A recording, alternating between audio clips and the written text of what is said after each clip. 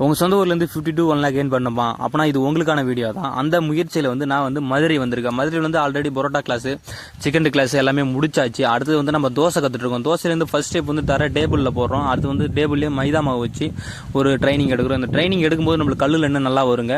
அடுத்தது நம்ம previous video பார்க்கறதுனா பார்த்துங்க. இந்த பயிற்சியெல்லாம் எடுத்துகிட்டு போய் நம்ம சொந்த ஊரில் போய் கடை ஆரம்பிச்சோமா இல்லையா, அதுக்கான முயற்சியெல்லாம் எடுத்தோமா இல்லையா, 52 1 lakh கெயின் பண்ணமா இல்லையா, எல்லாமே நெக்ஸ்ட் வீடியோவில் பார்க்கலாம்.